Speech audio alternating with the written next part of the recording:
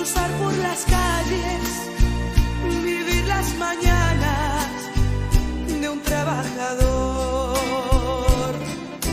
Nadie sabe quién es, ni de dónde salió. La gente que vive en el barrio no le conoce.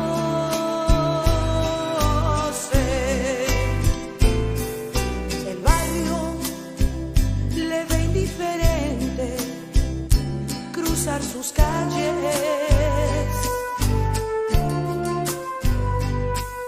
Le han visto cortar la madera, hacer una silla o un gesto de amor. Le han visto trabajar,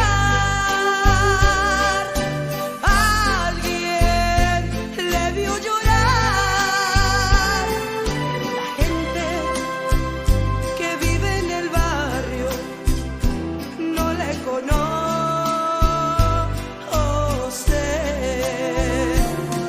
Mas él es manso y humilde en su bondad, y en su ser se refleja su verdad.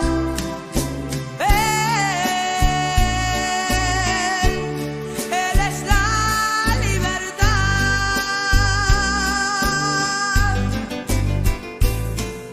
La gente que vive en el barrio no le conoce.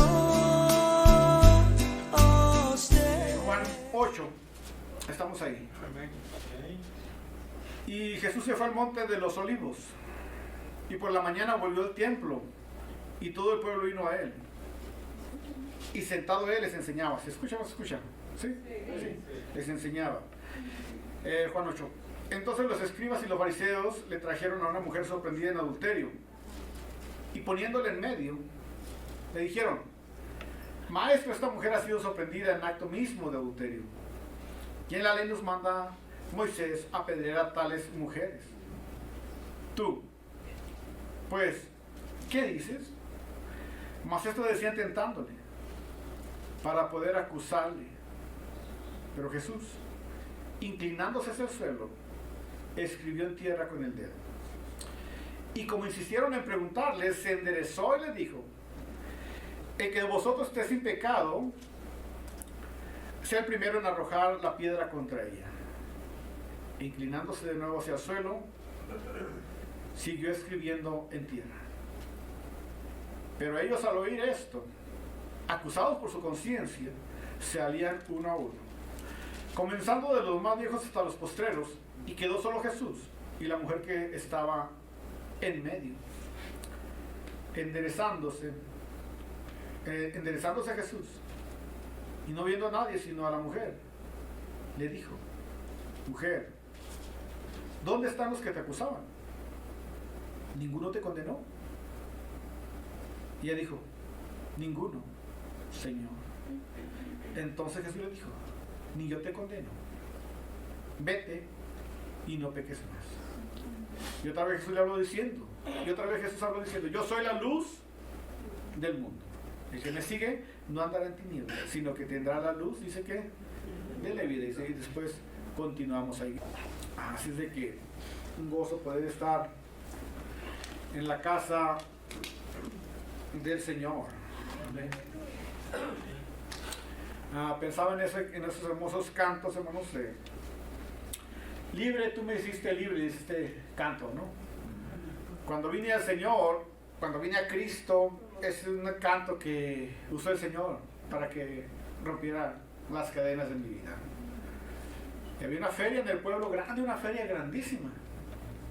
Y tenía esa tentación: yo voy a la feria a ver qué hay allá, lo mismo. O voy con aquellos locos que están allá en ese monte alabando, diciendo aleluya, gloria a Dios, ese grupo que está allá. No hallaba qué hacer, ya estaba enfadado del mundo, ¿no? Aunque joven, las cosas del mundo, pero no hallaba chiste. no te quería otra experiencia diferente.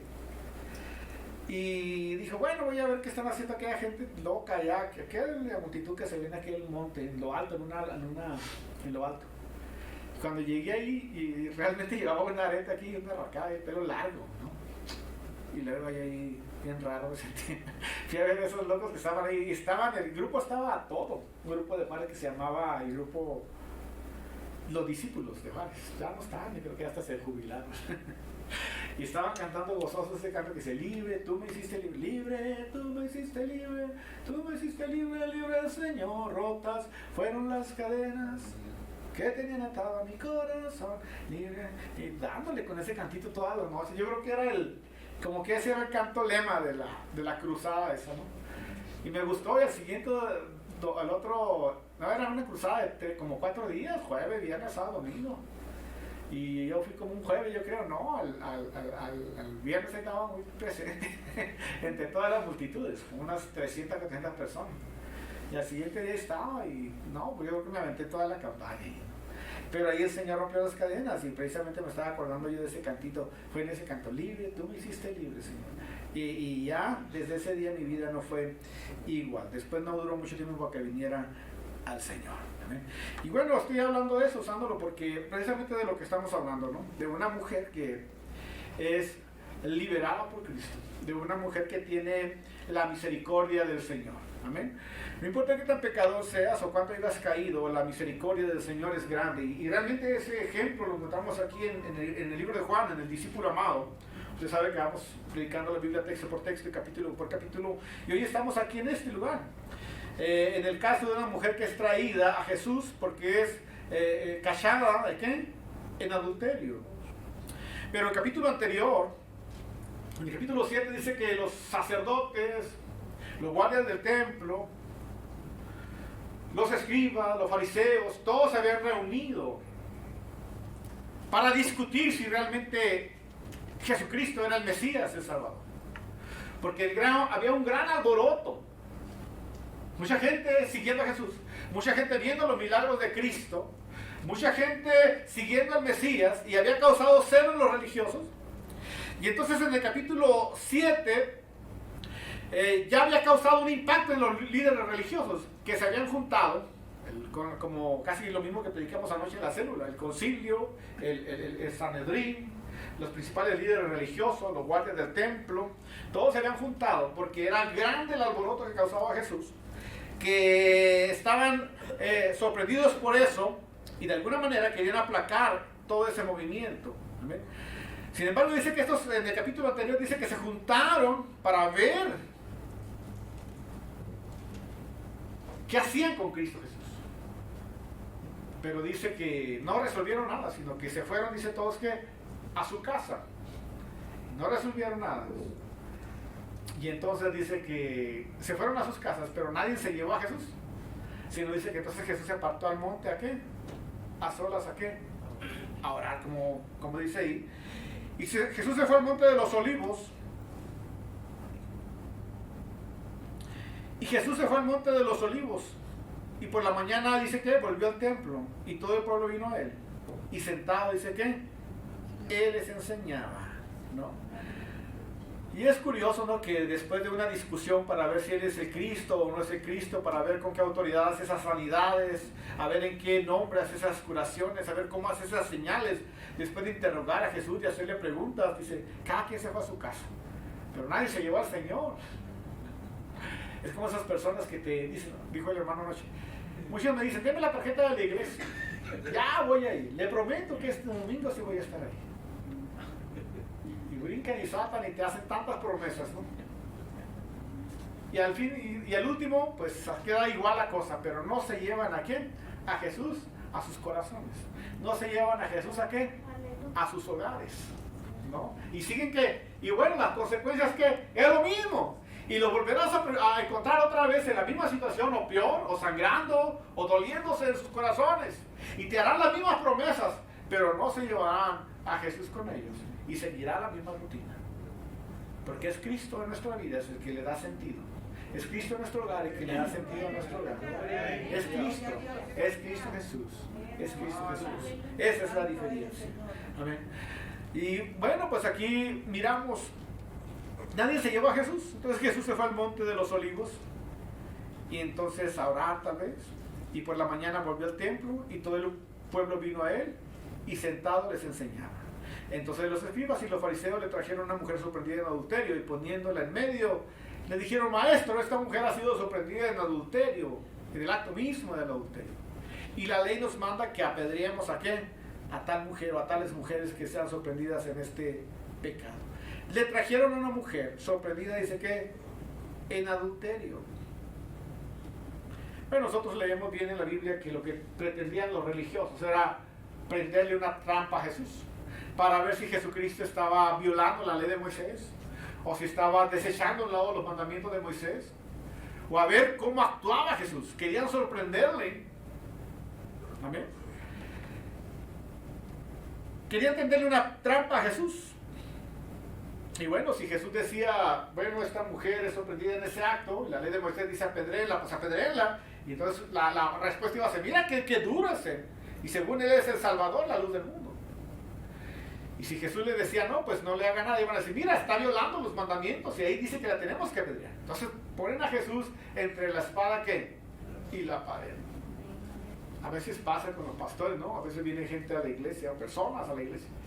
Y pastor, ¿qué cree que debo? Quiero que me dé sabiduría. ¿Qué debo hacer en este negocio? ¿Qué tengo que hacer? Y te ponen en la espada, pared. Porque si les dije, entra en el nombre del Señor, y si truena, vienen a reclamarte. ¿No? Así es que a veces tienes que decirle, bueno, pues, ¿sabes qué? Ora al Señor y que Dios te muestre. O también en el asunto matrimonial, ¿la dejo o no la dejo, mi hermano? Ya me tiene harta. ¿Qué hago con ella? Y quieren que tú te pones la espada para ella, quieren que tú digas, no, pues deja al inútil, como dijo Capitán del Barrio, ¿no? Sí. O a ella, o a él, deja también a lo mismo, ¿no? Porque pues no hay nada. Pero quieren que entres tú en eso, ¿no? Cuando tú no puedes decir eso, ¿ah? Tú tienes que saber que oren al Señor y busquen la voluntad de ¿qué? Del Señor, y que sea Dios el que esté en el asunto. Porque después el culpable, ¿qué va a ser? Tú. Uno, ¿no? ¿Cierto? Es como cuando te metes en problemas de matrimonios. Dicen que meterte en un problema de matrimonios, de parejas, es como agarrar un Doberman por las orejas. ¿Sabes cómo te va a ir? Sí, porque te metes y los zapatas, y al rato ellos te dan escobazos a ti, y luego ellos se reconcilian. Ya te la sabes, ¿no? Sí, o sea, tú te metes en un problema familiar, de matrimonios, y después ellos se reconcilian, porque los reencuentros son hermosos. Y después el que lo lleva, eres tú eres el desgraciado. Tenían a Jesús entre la espada y la pared. Si dice esto, si dice que no le haga nada, que sea misericordioso, van a decir, tolera ¿qué? El pecado. Y si dice apedréela, entonces la otra va a decir, miren, y según él habla de amor, según es el Salvador del mundo, ¿dónde está la misericordia? Así de que querían realmente tenderle una trampa a Jesús, y por eso es que buscan la manera de tenderle una trampa. Pero como buscan tenderle una trampa a Jesús, estos religiosos llegan de una forma. Jesús en la mañana estaba dando clases, hablando de la palabra, las enseñanzas. Estaba enseñando la palabra. Y cuando estaba enseñando ahí, de repente, un alboroto, ¿no? O sea, hay un grito ahí, como pelea de feria, ¿no? De pueblo. Un grito a la gente detrás ahí, y una gritería. Y unos escuchando las enseñanzas de Jesús enseñando, y para un alboroto, un grito entre la multitud, vienen caminando. Allá entre la multitud vienen los religiosos. Los fariseos tal vez, los de Sanedrín tal vez, los religiosos ahí. Y uno de ellos trae una mujer de las greñas ahí, toda desgreñada. Ahí la traen arrastrando. Es cruel. La religiosidad es cruel, la verdad. Es cruel. Ser religioso es cruel. Ser legalista es cruel. Porque no andas en la misericordia del Señor y en el amor del Señor. Así que imagínese usted esa escena, trae a la mujer de las greñas ahí. ahí media vestida apuradamente, la sacan por ahí de un cuarto y la llevan a jalones. Son religiosos duros. Voy a ese extremo porque el plan era apedrearla, o sea, matarla, ¿cierto? Y la llevan de las greñas y dije, ¿qué pasa aquí? Mira a Jesús. La sacó. Esta mujer ha sido sorprendida en adulterio. Ahorita mismo, en este acto, la sorprendimos. La ley de Moisés dice que tenemos que apedrearla, matarla. ¿Tú qué piensas? ¿Le tiran la papa caliente a quién? A Jesús. El problema no era la mujer que había pecado. El problema era ponerle una trampa a quién? A Cristo Jesús. Para ver cómo actuaba Jesús. Así de que esta mujer ahí, todo maltratada, humillada delante de la gente, toda la gente viendo lo que estaba ocurriendo, y la traen al Señor Jesucristo. Cuando estábamos viendo la Biblia el martes, estudiando el libro de Deuteronomio, estábamos mirando el sistema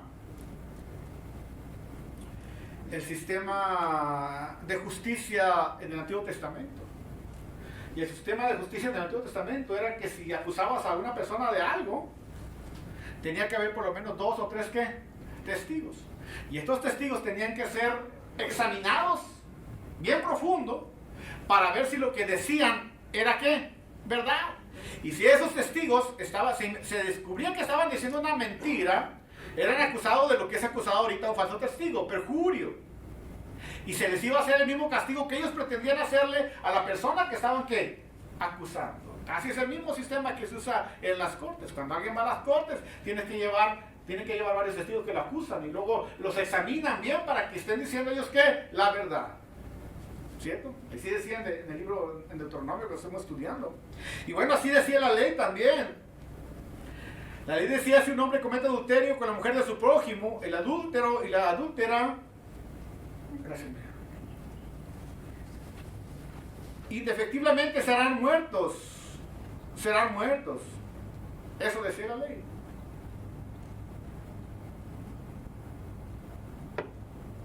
La ley decía que si una mujer o un hombre eran sorprendidos en adulterio, tanto ella y él debían ser ¿qué? Apedreados. Pero dice que los dos. No dice que solamente ¿qué? Uno, ¿no? Así de que miramos aquí, eso decía la ley.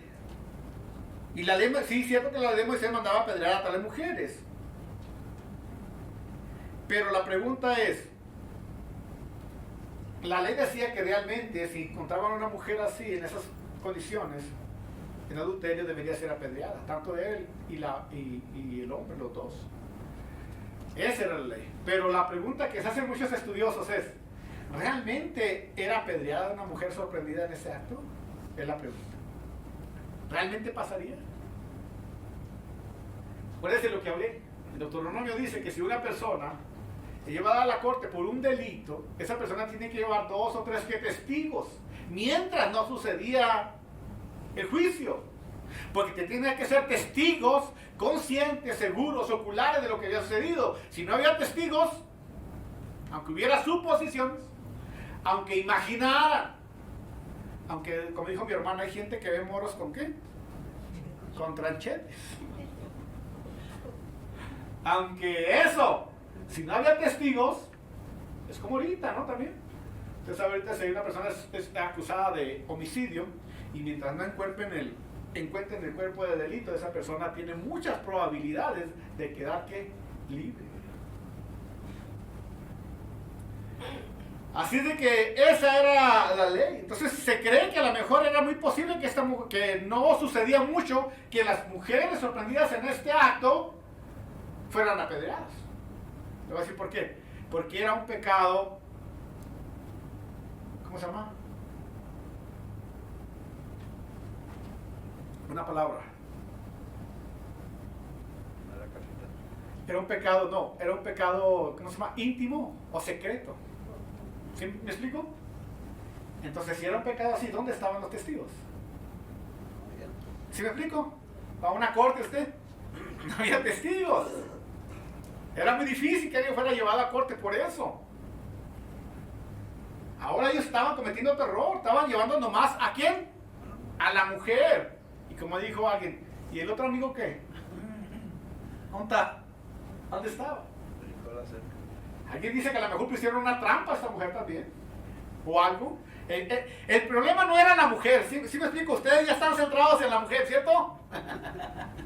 Están dando su juicio ya sobre esa mujer. Ese no era el problema.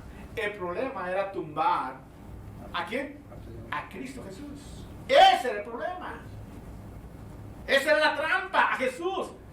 Ellos eran tan religiosos y todo según esto, pero no era el problema tanto el pecado que estaban viendo así. La cosa era que querían poner a prueba a Cristo Jesús. Entonces eso podemos ver, porque aquí dice que cualquier problema de adulterio, pecado o para apedrear a una persona a la muerte, tiene que haber por lo menos 2 o 3 testigos. Así de que era muy difícil aplicar esto porque era un pecado privado, ¿no? ¿Y dónde están los testigos? Y luego los testigos eran examinados minuciosamente para que dijeran la verdad. Porque si decían mentira, lo mismo que le iban a hacer a esta mujer, si lograban descubrir que era mentira, entonces ellos los iban a apedrear también, por ser unos testigos mentirosos y por ser perjurio. Pero más que todo, esto decían tentándole para poder, ¿qué? Acusarles. Estas personas utilizaron esta mujer en este pecado para poner a prueba ¿a quién? A Cristo Jesús. A veces es como lo cristiano, ¿no? Tú eres cristiano, ¿no? Ya me río a veces, me conozco cristianos, ¿no? Sé que son cristianos. A veces les sale una que otra víbora, ¿no? Culebra. Pero yo soy misericordioso. Pero veo a otros cristianos legalistas, ay, es cristiano, y va a la iglesia fulana, y míralo. Ay, peor los mundanos. Y es cristiano. O sea, se les olvida que eres cristiano hasta que haces un error. ¿No? ¿Verdad cierto o no? ¿Te has visto así? Qué triste, ¿no? Qué feo. Y a veces, bueno, en el mundo no me sorprende, pero me sorprende del cristiano que no actúa con ¿qué? Con gracia y con misericordia del Señor, con la misericordia de Dios. Así estaban estas personas.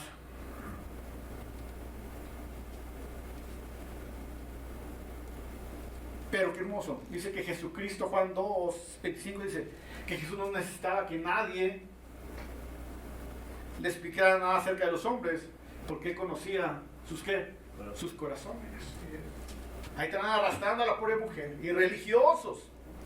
Ahí están exhibiendo, humillando a esa pobre mujer ahí. La mujer ahí mirando para todos lados a ver de dónde viene el primer peñascazo. La mujer mirando a Jesús ahí para que dé su juicio.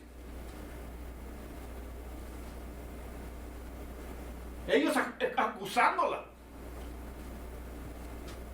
Pero también esa otra pregunta, o sea, ¿dónde estaba el otro hombre? El hombre, ¿no? Nomás llevan a la mujer ahí. Entonces esto nos dice que estaban actuando realmente fuera de la ley. Era para tener una trampa para Cristo Jesús. Y Cristo conocía los corazones de ellos. Ellos miraban cómo la multitud se juntó para ver a aquella pobre mujer que iba a ser linchada. Miró a los jóvenes, a los niños, a los adolescentes, a los adultos. La morbosidad de la gente mirando a aquella mujer y todos con las piedras para pegarle. Él miró la morbosidad de ellos. Dice, nadie, y no tenía necesidad que nadie le dijera nada de los hombres, porque él conocía los corazones de cada persona. Y es que realmente él conoce nuestros corazones. Él conoce nuestros pensamientos. Antes de que expresemos algo, él ya lo sabe. Él conoce las intenciones de nuestros corazones. Con tanta razón Jesucristo dijo después que adulterio era desde el momento en que uno ¿qué? Deseaba ¿qué? A una mujer. Ahí empezaba. No simplemente a este acto, sino Cristo fue más profundo a las intenciones ¿qué? Del corazón. Porque él miraba a los ojos de ellos cuando querían apedrear a esta mujer. Él conocía la morbosidad de ellos que estaban presenciando aquello ahí. Y Jesucristo no participó con ellos. Él no miró a la mujer. Sino dice que agachó su vista. No quiso participar en esa morbosidad, sino que agachó su vista y empezó a escribir ¿qué? En el suelo. Esa gente no tenía respeto por lo que estaba pasando. No tenía sentimientos. Solo había malicia. Aún los religiosos. Malicia en humillar a esta mujer.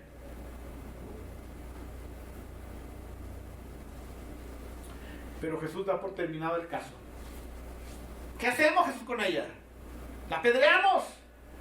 ¿Qué piensas tú? Jesús, viendo los corazones de ellos, Él conocía las intenciones de su corazón. Solamente inclinó su rostro y empezó a escribir ahí en el suelo, dando por terminado ese caso. No participó con ellos. ¿Qué hacemos? Y Él dijo, pues hagan lo que ustedes quieran, pero el primero que esté limpio de pecado, que sea el primero que empiece a darle pedradas.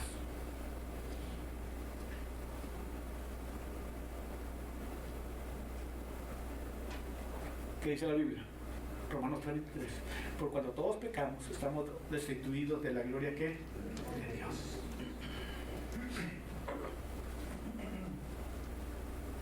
Ellos sabían que estaban mal.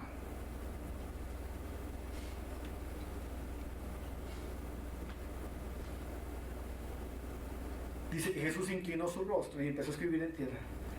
Qué curioso que es el único registro que tenemos de Jesús escribiendo algo.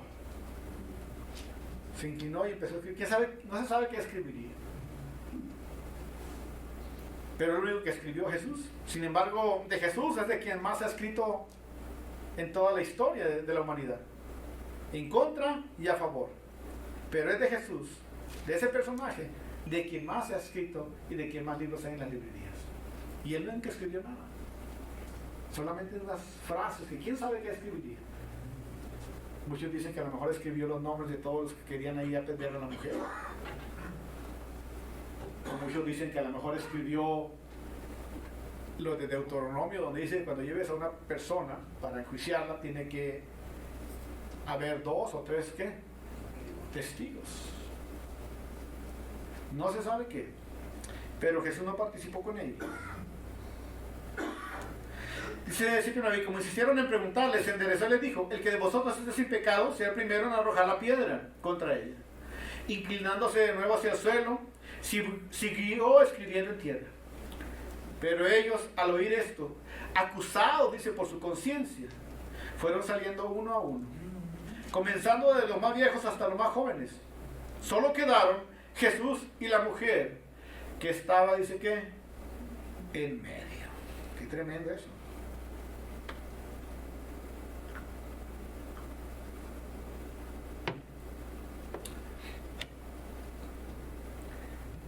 Jesús presentó aquí, lo que veo es que Jesús presentó los requisitos para ser juez. ¿Te gustaría ser juez?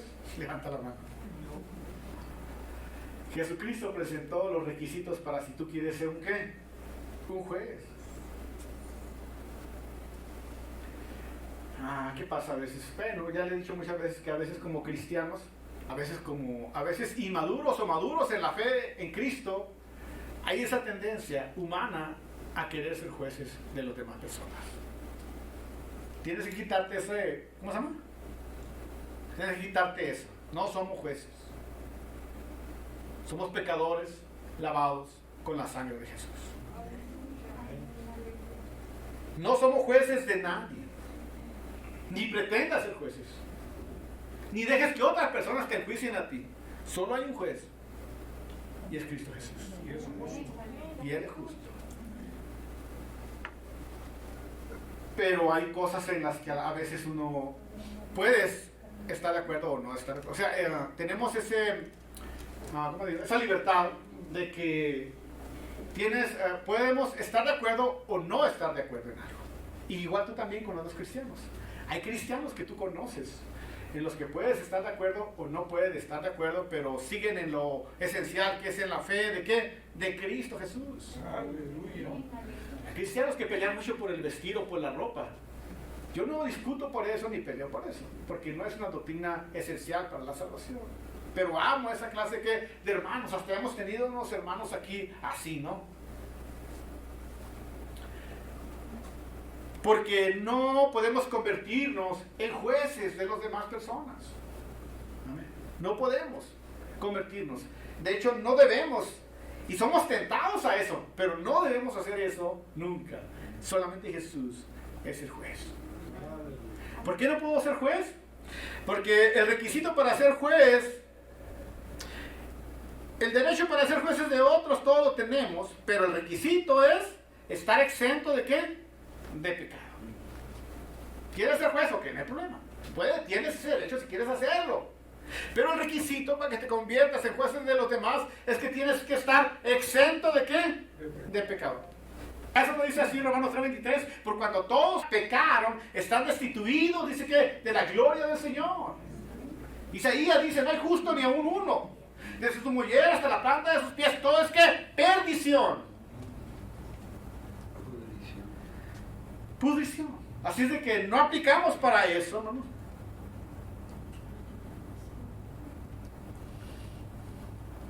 Así que esto nos quita a nosotros toda esa forma de pensar o de... nos quita a nosotros el derecho de arrojar piedras a otras personas. Eso nos quita a nosotros el derecho de arrojarle piedras a las demás personas. ¿Entendiste? Dijo mi hermana. El buen entendedor con pocas palabras.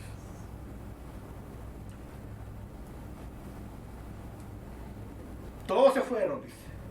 Excepto uno. ¿Quién? Jesús. Todos se fueron. Nadie me la pudo condenar. El único que se quedó con ella es Cristo. El único que podía enjuiciarla. El único juez verdadero se quedó con ella. Y ese le dijo, ni yo que te condeno. Vete y no vuelvas a qué? Pecar. A pecar. Tremendo, ¿no? Qué bueno, hermanos, que Jesús siempre llega a tiempo. Y Él ofrece su amor. Él ofrece su gracia. Y Él ofrece su verdad. Enderezando a Jesús, no viendo a nadie, sino a la mujer, le dijo, mujer, ¿dónde están los que te acusaban? ¿Ninguno te condenó? Ella le dijo, ninguno, Señor. Entonces Jesús le dijo, ¿ni yo qué?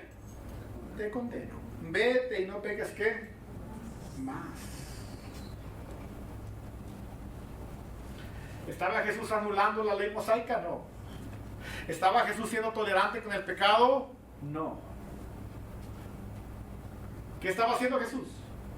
Simplemente estaba poniendo la cruz, su sangre en medio, lo que hizo por nosotros. Éramos familias pecadores, lejos del Señor, cegados.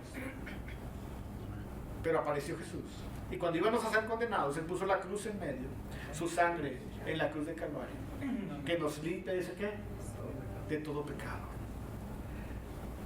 Eso es lo que hizo el Señor. Por razón dijo en Mateo 19:13, aprendan lo que significa misericordia quiero y no sacrificio, porque no he venido a llamar a justos, sino a pecadores, dice que al arrepentimiento. Y eso lo miramos en el Hijo Pródigo, en la misericordia del Señor que tuvo con el Hijo Pródigo. Isaías 53 dice, todos nos descarriamos como ovejas, cada cual se apartó por su camino, mas Jehová cargó en él mismo el pecado de todos nosotros. Timoteo dice, palabra fiel y digna de ser recibida por todos, que Cristo vino al mundo para salvar a los pecadores, de los cuales yo soy el primero, dice el apóstol Pablo. Pedro dice, él mismo llevó nuestros pecados en su cuerpo sobre el madero, para que nosotros, estando muertos de los pecados, vivamos a la justicia, por cuya herida fuimos nosotros, dice que, sanados. Romanos 10, porque todo aquel que invocar el nombre del Señor, dice, será que salvo. Jesús, hermanos, llega siempre a tiempo. Apareció Jesús cuando esta mujer iba a ser apedreada, cuando esta mujer iba a morir ahí apedreada. Y apareció Jesús para mostrarle su amor, su gracia y su verdad a esta mujer. Jesús aparece para perdonar a esta mujer. Apareció Jesús. Cuando Jesús dijo, ni yo te condeno, vete y no vuelvas a pecar.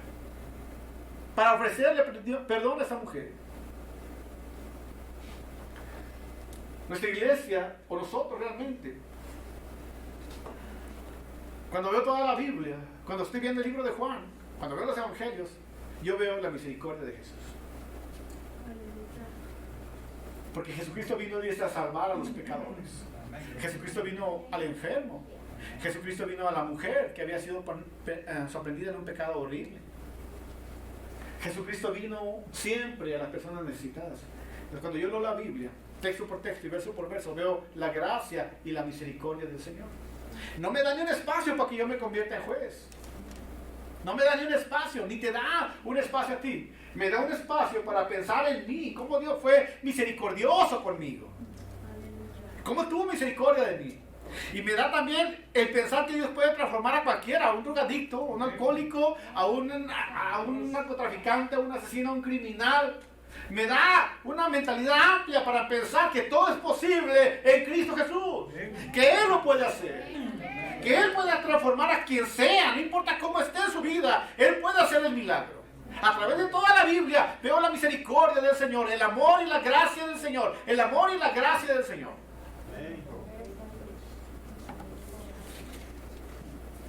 Eso miro a través de la palabra de Juan. El amor del Señor. ¿Y quién mejor para decirnos eso que el discípulo amado? El que se recostaba sobre el hombro de quién? De Cristo. Él miró el amor inmenso del Señor.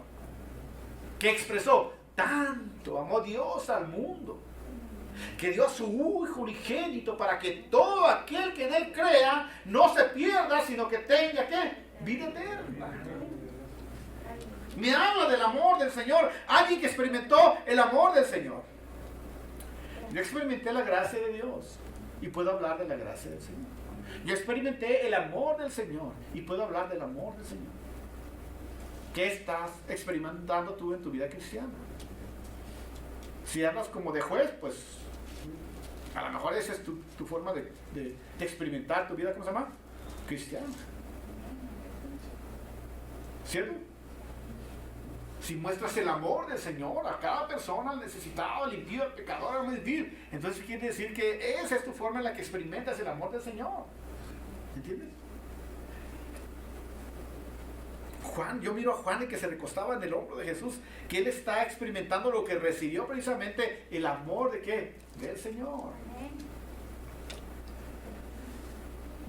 La condenó, pero le dijo su error, le dijo, vete, pero no vuelvas a ¿qué?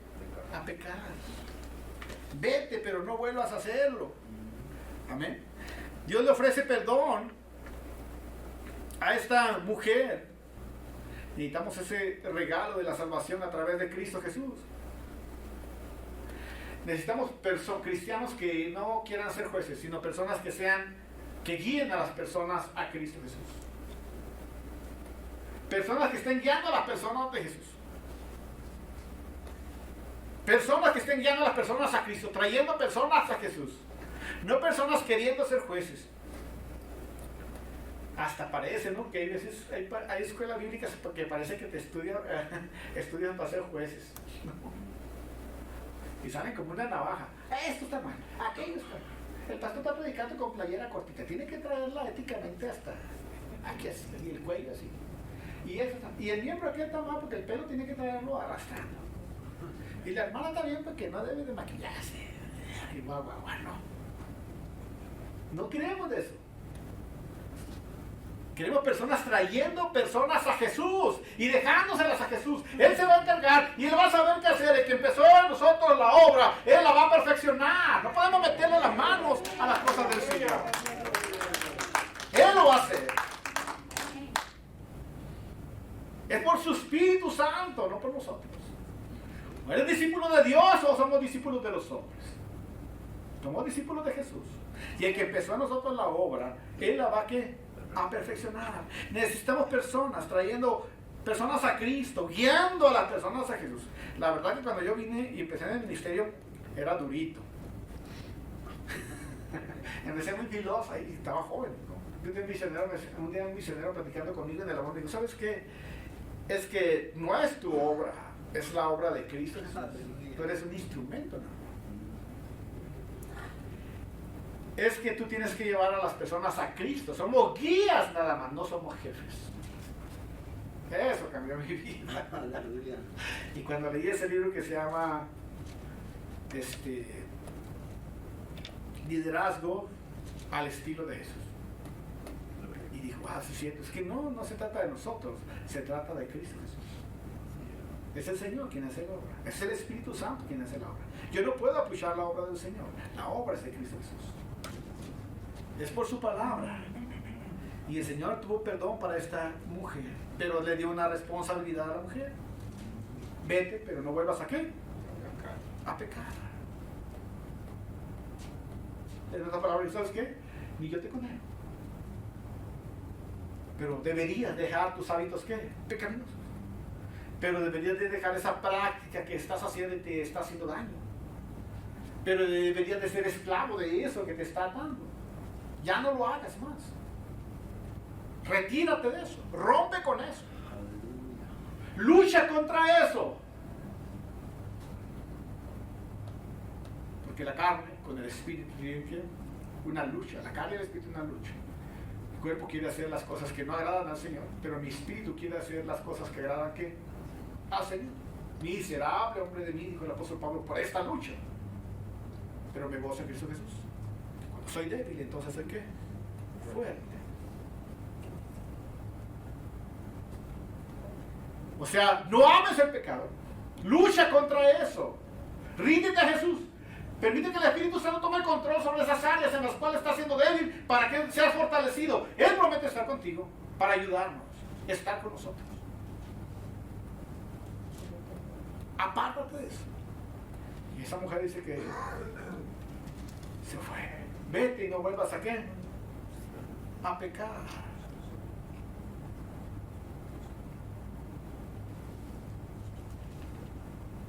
Él no la condenó. Solo dijo, no peques más. Ahora que eres salvo, no sigas en ese modo de vivir pecaminoso. Él la perdonó, le mostró su gracia y su amor a esta mujer. Y es que ese Señor es lo que hizo por nosotros. Nos salvó. Yo vine a Cristo Jesús y Él limpió mi pecado, me borró mis pecados, me salvó esa tarde, ese día. Y va a creer usted que, bueno, en muchas personas pasa y en otros sí. Cuando volví a la escuela, ya no quise hacer lo que hacía antes. No sé, no luché con eso. Fue algo bien hermoso que hizo el Señor. Me aburrió todo lo que hacía antes y que no agradaba al Señor. Simplemente las amistades, la música. Yo quería estar nomás en la iglesia. Quería que hubiera servicio todos los días para estar al Señor. O sea, un amor que, o sea, todo lo demás lo tiré a la basura solo por Cristo Jesús. Eso hace el Señor. Eso lo hace. Eso lo hace el Señor.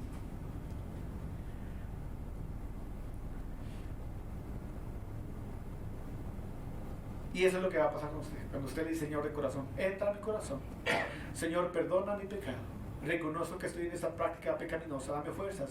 Dame tu Espíritu Santo para retirarme de esto. Entra en mi corazón, quiero ser salvo. Él le va a dar su Espíritu Santo para que usted ahora sea fuerte en esas áreas. Pero no lo va a hacer antes, hasta que usted le pida, Señor, entra a mi corazón. Entonces Él le va a dar su Espíritu Santo para que usted sea vencedor sobre esas áreas en las cuales usted va a ser.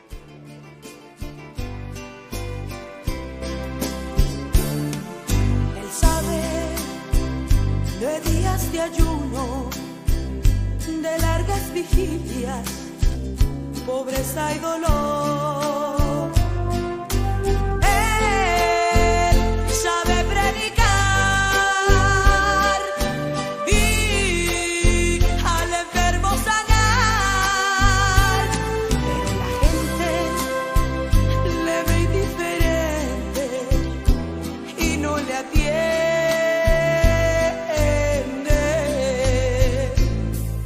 La gente que vive en el barrio ya no le han visto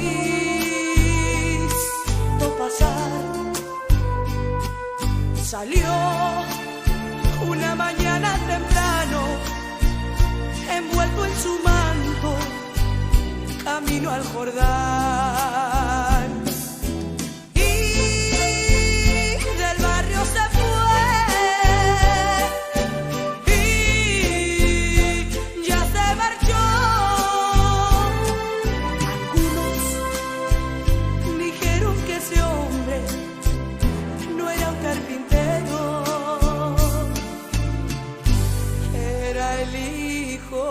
Dios.